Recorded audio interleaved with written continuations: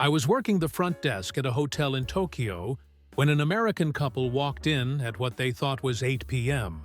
It was actually 8 a.m. the next day. They'd been awake for 36 hours straight because they refused to sleep on the plane. The wife kept saying they needed to power through to beat jet lag. Her husband looked like a zombie. He asked me 3 times what day it was. When I told him it was Thursday, he got upset. He pulled out his phone and showed me it said, Wednesday. You've just seen why I make these videos. Not to mock anyone, but to map the psychology behind these moments. Most creators show you culture shock. I show you what it reveals about how people think. If that kind of depth clicks for you, this is where you subscribe. I had to explain that yes, his phone said Wednesday because he hadn't updated his time zone. He stared at me like I'd just told him the earth was flat. His wife started crying, not sad crying, confused, exhausted crying. She said they'd missed their dinner reservation the night before because they showed up a whole day early. The restaurant staff tried to explain, but she thought they were just being difficult. Now she understood. They'd been walking around Tokyo for hours wondering why everything felt off. My co-worker in Berlin told me about an American businessman who showed up to a meeting 24 hours late. He flew in from New York, checked into his hotel, and set an alarm for his 9 a.m. meeting. When he woke up and rushed to the office, everyone was gone. The receptionist looked confused. He insisted he was on time. She checked the calendar. His meeting was yesterday. He'd slept for an entire day.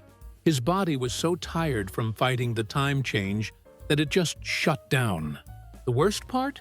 He'd been sending emails all morning wondering where everyone was. His clients thought he was joking. He wasn't. He'd lost a contract worth thousands of dollars because he couldn't figure out that crossing 6 time zones meant adjusting more than just his. Watch, another friend who works at an airport in Dubai saw an American family miss 3 connecting flights in one day. 3. They kept showing up at the gate after boarding closed. Each time, the dad would argue that his ticket said a different time. Gate agents kept explaining that the time on his ticket was local time. Not New York time, not the time his body thought it was, local time. He didn't understand why airports couldn't just use one time zone globally. He said it would make everything easier. The gate agent asked him how that would work. He didn't have an answer. That's the pattern I study full-time. Not just misunderstandings, but how comfort zones collapse under new systems. It's funny on the surface, but it's also the psychology of disorientation. Subscribers get to see how these small stories explain big behavior. His teenage daughter missed her college orientation because of it. The mom blamed the airline, but really, they just never adjusted their watches or checked what time zone they were in. I was working as a tour guide in Iceland when an American couple asked me why the sun was still up at midnight. It was summer. We were inside the Arctic Circle. I explained the midnight sun phenomenon. The wife nodded but didn't seem convinced. She asked if Iceland was in a different time zone than Earth. Not a different time zone than America. A different time zone than Earth. Her husband tried to help by suggesting maybe Iceland didn't follow daylight saving time properly. I told them Iceland doesn't do daylight saving at all. They both looked at me like this explained everything. It didn't. They spent the rest of the tour asking why Icelanders would choose to live somewhere so confusing. My friend ran a bed and breakfast in Scotland. An American guest called the front desk at 4 a.m., screaming that his alarm didn't go off. My friend went to his room. The guest showed him his phone. The alarm had gone off at 4 a.m., exactly when he set it for. But he meant 4 p.m. He'd set it for 1,600 hours, not understanding that his phone displayed time in 12-hour format. He'd wanted an afternoon nap reminder. Instead, he woke up in the middle of the night, convinced Scottish technology was broken. He wrote a negative review later saying the hotel's Wi-Fi interfered with phone alarms. It got 200 likes from other confused travelers. A barista in Paris told me about an American customer who came in every day at the same time asking why they were closed. They weren't closed. The cafe opened at 7 a.m. the American kept showing up at what he thought was 9 a.m. It was actually 3 p.m. He'd never changed his watch from Eastern Standard Time. For 5 days straight, he arrived during their afternoon lull, saw fewer customers, and assumed they were about to close. On day 6, someone finally asked him what time he thought it was. When he said 9 a.m., the entire cafe went silent. A regular customer walked him through how time zones work, using napkins and coffee cups as props. He listened carefully. Then he asked why Europe didn't just switch to American time to make travel easier. "I worked at a train station in Amsterdam. An American tourist missed his train to Brussels and came back to the ticket counter angry. He said his ticket was wrong. I looked at it. Departure time, 14 hours. He said he was there at 2 p.m. I explained that 14 hours is 2 p.m. in 24-hour format. He said that was impossible because his ticket clearly said 14, not 2. I tried explaining military time. He cut me off. He said he wasn't in the military, so why would he use military time? I told him Europe uses 24-hour clocks as standard. He asked why we would make things more complicated than necessary. Another passenger waiting in line said, 24-hour time is actually less complicated because there's no AM or PM confusion. The American said that was exactly his point. There's no confusion if everyone just uses regular time. The other passenger walked away. The American bought another ticket and asked me to write the time in normal numbers on a piece of paper. A hotel manager in Sydney told me an American family checked in and immediately complained about the clocks being wrong. All the clocks, the one in the lobby, the ones in their rooms, even the clock on the microwave. The dad said every single clock was exactly 17 hours fast. The manager explained they were in Australia, which is 17 hours ahead of California. The dad understood the words, but not the concept. He asked if the hotel could change the clocks to match real time so his kids wouldn't be confused. The manager said no. The dad asked to speak to the owner. The owner came down, same conversation. The dad finally asked if there was a hotel nearby that kept normal time. The owner said no, because all of Australia is in the same time zone. The family stayed but put tape over every clock in their room and used their phones instead. Then they complained that their phones were also wrong. I was guiding a group through Rome when an American couple asked what time the Colosseum was built. I said around 70 AD. They nodded. Then the wife asked what time zone that was in. I thought she was joking. She wasn't. She wanted to know if Romans used the same time system as modern Italy. I explained that time zones didn't exist in ancient Rome. She asked what Romans did for international business calls. I said they didn't have phones. She said obviously, but how did they coordinate meetings across the empire? I explained they used the sun and local time. Every city had its own time based on solar noon. She looked horrified. She said that sounded chaotic. Her husband agreed and said it explained why Rome fell. I didn't have a response to that. I was working at a pharmacy in London when an American man came in asking for medicine to stop time changes. Not prevent jet lag, stop time changes. He said he'd read online that the human body operates on a 24-hour cycle, so if he took the right supplement, his body wouldn't notice he'd changed time zones. I suggested melatonin for sleep regulation. He said he didn't want to sleep. He wanted to trick his body into thinking he was still in Texas.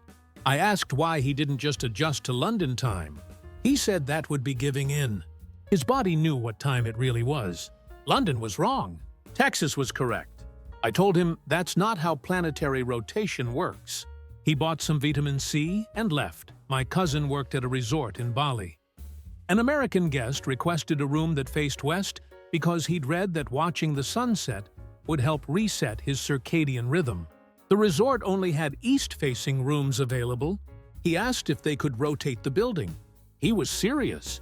When my cousin explained that buildings don't rotate, he asked if they could at least turn his bed around so he'd wake up facing the right direction. My cousin moved his bed.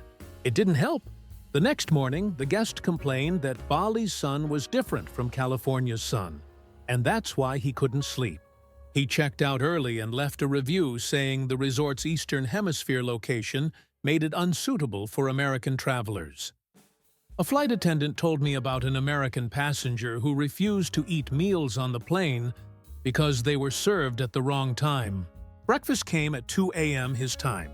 He said eating breakfast in the middle of the night would confuse his metabolism. The flight attendant explained that they serve meals based on the destination time zone to help passengers adjust. He said that was exactly the problem. Airlines were forcing people to eat at incorrect times. He fasted for the entire 11-hour flight instead. When they landed, he immediately went to a restaurant and ordered dinner. It was 8 a.m. local time. The restaurant served him breakfast. He got frustrated and asked why international restaurants didn't offer full menus at all hours for travelers. The server said they did. It was called the breakfast menu. He ate pancakes angrily. I worked at a museum in Athens. An American couple arrived for a tour that started at 10 a.m. They showed up at 10 a.m. Greek time, but their bodies thought it was 3 a.m. The husband kept yawning through the entire presentation about ancient Greek astronomy. When I explained how Greeks used the stars to tell time, he interrupted and asked why they didn't just use clocks. I said clocks weren't invented yet. He asked what they did for early morning meetings. I said they followed the sun. He said that seemed inefficient. His wife fell asleep standing up during the section about sundials. When she woke up, she asked if we could speed up the tour because they needed to get back to the hotel before their bodies realized what time it really was. I didn't understand what that meant. Neither did she. A taxi driver in Bangkok told me about an American passenger who insisted on driving around the city for 3 hours because he was trying to stay awake until bedtime. It was 2 p.m. Bedtime to him was 10 p.m., but his body thought it was 2 a.m., so he needed to stay awake for 8 more hours to force his body to adjust. The driver suggested taking a nap instead. The American said napping was surrender. He'd read an article that said, "You should never sleep during daylight in a new time zone or you'd never adjust." The driver asked what happens when you travel north during summer, when there's daylight for 20 hours. The American didn't have an answer. He paid for a 3-hour tour of Bangkok, nodding off every 15 minutes while insisting he was fine. I was managing a restaurant in Dublin when an American family came in at 5 a.m. asking for dinner. I told them we weren't open yet. The dad said their bodies were on dinner time. I explained that restaurants serve food based on local time, not customer time. He asked if we could make an exception since they were dealing with jet lag. I said no, because our kitchen staff wasn't here yet. He asked what time they arrived. I said 8 a.m. He did the math in his head and said he'd come back in 3 hours. I said that would be breakfast time, not dinner time. He looked defeated. His daughter asked if Ireland just didn't have dinner. I assured her we did, just not at 5 a.m. They left, and I saw them later at a 24-hour McDonald's eating Big Macs while the sun came up. The dad told me it wasn't the same as real dinner, but at least it was hot food at the correct time according to their bodies. I was working the check-in counter at an airport in Singapore when an American passenger asked me to explain how she'd lost a day. She flew out of Los Angeles on Monday. She landed in Singapore on Wednesday. The flight was 18 hours. She kept asking where Tuesday went. I drew a diagram showing the international date line. She studied it carefully. Then she asked if she'd get Tuesday back on the return flight. I said no. She asked if that meant she'd lost a day of her life forever. I explained that time doesn't disappear. It's just measured differently depending on where you are on Earth. She asked if people who live near the date line age slower because they're constantly gaining and losing days. I didn't have the energy to explain relativity. I just processed her boarding pass. My brother worked at a car rental agency in New Zealand. An American customer returned his car a day late and refused to pay the late fee. He said he wasn't late. He'd had the car for exactly 7 days. My brother showed him the contract. Pickup, Monday. Return, Monday. 8 days. The customer said that was 7 days because you don't count the pickup day. My brother said you do count the pickup day. That's how daily rentals work. The customer said this was a scam related to time zones. My brother said time zones have nothing to do with counting days. The customer said flying across the date line must have added an extra day somehow. My brother gave up and waived the fee.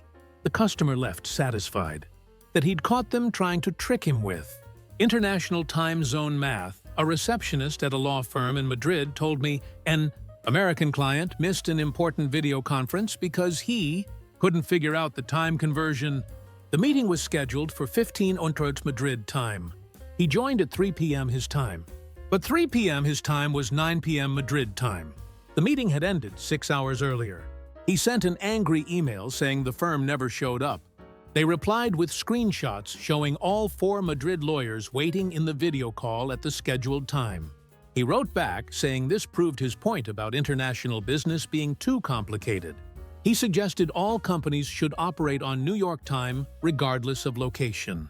The firm politely suggested he hire a local attorney instead. He did. He missed that meeting too. Same reason I worked at a ski resort in Switzerland. An American couple booked a lesson for 9 a.m. They showed up at 9 a.m. New York time. The slopes had been open for 6 hours. Their instructor had given up and taken another client. The couple demanded a refund. I explained they'd missed their appointment. The husband said they were exactly on time according to their watches. I asked if they'd adjusted their watches to Swiss time. He said no, because that would be inaccurate. His watch was synchronized to an atomic clock in Colorado. It was the most accurate time in the world. I explained that accuracy doesn't matter if you're measuring the wrong time zone.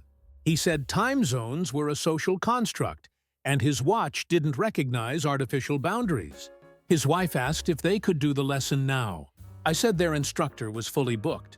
They left a review saying Swiss ski resorts discriminate against people who use scientifically accurate timepieces. A bookstore owner in Edinburgh told me an American customer came in asking for a book about why Europe doesn't fix its time zone problem. The owner asked what problem. The customer said having multiple time zones on one continent was confusing and Europe should just pick one. The owner pointed out that America has 4 main time zones. The customer said that was different because America is big. The owner said Europe is also big. The customer said not as big. The owner pulled out a map. Europe is roughly the same size as the United States. The customer studied the map. Then he asked why Europe didn't just rotate itself to line up better with American time zones. The owner asked how a continent would rotate. The customer said scientists could probably figure it out. The owner recommended a book about geography instead. I was guiding a group through Copenhagen when an American tourist asked why Danish people eat dinner so late. I said most Danes eat around 6 p.m. He said that was late. I asked what time he usually ate. He said 5 p.m. I said 1 hour isn't a significant difference. He said it was when you accounted for time zones. Copenhagen was 6 hours ahead of his home time. So when Danes ate at 6 p.m., his body thought it was noon. I asked why his body still thought it was noon if he'd been in Copenhagen for 4 days. He said bodies don't adjust that fast. I asked how long he thought adjustment took. He said several weeks. I asked if he expected Denmark to change its meal schedule for tourists. He said no, but maybe restaurants could offer American time zone seating sections. I didn't respond to that. I was working at a train station information desk in Brussels when an American tourist approached, looking exhausted. He'd been in Europe for 2 weeks and still couldn't figure out why he felt tired all the time. I asked if he'd been sleeping well. He said he was sleeping on American time to avoid jet lag. I asked what that meant. He explained that he went to bed at 11 p.m. New York time every night, which was 5 a.m. Brussels time. Then he woke up at 7 a.m. New York time, which was 1 p.m. Brussels time. He'd been living this schedule for 14 days. He missed breakfast everywhere he went. Most museums were closing by the time he woke up. He'd seen more of Europe at night than during the day.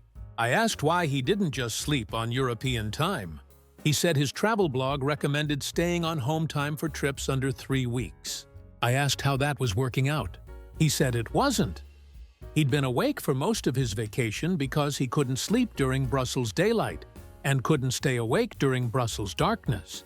His body had no idea where it was or what it was supposed to be doing. The thing about time zones is they're actually simple. The Earth rotates. Different places see the sun at different times. We divided the planet into zones so humans could coordinate. It's not a trick. It's not a conspiracy. It's just organization. But when you spend your whole life in one time zone, the idea that time changes when you move seems impossible. Your watch says 3 p.m. Your body says 3 p.m. So it must be 3 p.m. everywhere, right? Except it's not. And that breaks some people. They can't accept that time is relative to location. They want one universal clock that makes sense to their brain. But that clock doesn't exist. Or it does. It's called UTC. But even UTC is just another time zone that nobody lives in. A friend who works international flights told me that experienced travelers have a trick. They change their watch the moment they board the plane. They eat meals on destination time. They force their brain to accept the new schedule immediately. Does it work perfectly? No. But it works better than fighting reality for 2 weeks. The tourists who struggle most are the ones who refuse to adjust. They keep checking what time it really is back home. They calculate the time difference before doing anything. They never let their brain accept where they actually are. And that's the problem. You can't travel the world if you never leave home in your head. And that's the core of what I unpack every time. Not travel fails, but mindset patterns. If you found yourself nodding here, not just laughing at people but learning from them, you're already part of the kind of audience that subscribes. It's not about following a channel. It's about staying curious. And trust me, these stories never stop coming. Every airport, every hotel, every train station has another chapter. Time zones aren't going anywhere, but neither are confused travelers. That's just how it works.